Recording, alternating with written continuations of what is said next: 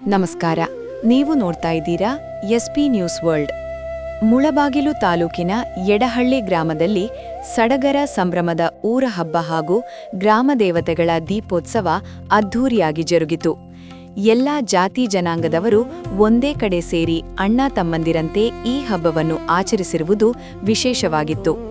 ಹೌದು, ಮುಳಬಾಗಿಲು ತಾಲೂಕಿನ ಅಂಗೋಂಡಹಳ್ಳಿ ಗ್ರಾಮ ಪಂಚಾಯಿತಿ ವ್ಯಾಪ್ತಿಯ ಯಡಹಳ್ಳಿ ಗ್ರಾಮದಲ್ಲಿ ಪ್ರತಿ ವರ್ಷ ಯುಗಾದಿ ಹಬ್ಬದ ನಂತರ ಬರುವ ಹುಣ್ಣಿಮೆಯ ದಿನದಂದು ಇಲ್ಲಿನ ಗ್ರಾಮ ದೇವತೆಗಳಿಗೆ ವಿಶೇಷ ದೀಪೋತ್ಸವವನ್ನು ಏರ್ಪಡಿಸಲಾಗುತ್ತದೆ.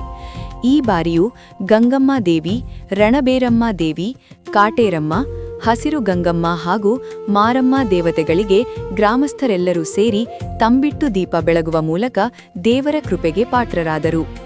ಈ ಪುಣ್ಯ ಕಾರ್ಯಕ್ರಮದಲ್ಲಿ ಜೆಡಿಎಸ್ ಮುಖಂಡರಾದ ಯಡಹಳ್ಳಿ ವೈಕೆ ಸೋಮಶೇಖರ್ ಅವರು ಭಾಗವಹಿಸಿ ಗಂಗಮ್ಮ ದೇವಿಗೆ ವಿಶೇಷ ಪೂಜೆ ಸಲ್ಲಿಸಿ ದರ್ಶನ ಪಡೆದರು.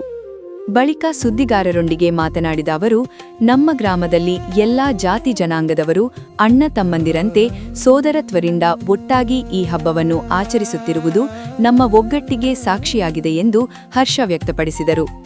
ಎಲ್ಲಾ ಗ್ರಾಮ ದೇವತೆಗಳ ಆಶೀರ್ವಾದದಿಂದ ನಮ್ಮ ಗ್ರಾಮದಲ್ಲಿ ಹಾಗೂ ತಾಲೂಕಿನಲ್ಲಿ ಒಳ್ಳೆಯ ಮಳೆ ಬೆಳೆಯಾಗಲಿ, ಜನರು ಸುಖ, ಶಾಂತಿ, ನೆಮ್ಮದಿಯಿಂದ ಜೀವನ ಸಾಗಿಸಲಿ ಎಂದು ದೇವರಲ್ಲಿ ಪ್ರಾರ್ಥಿಸುತ್ತೇನೆ ಎಂದರು.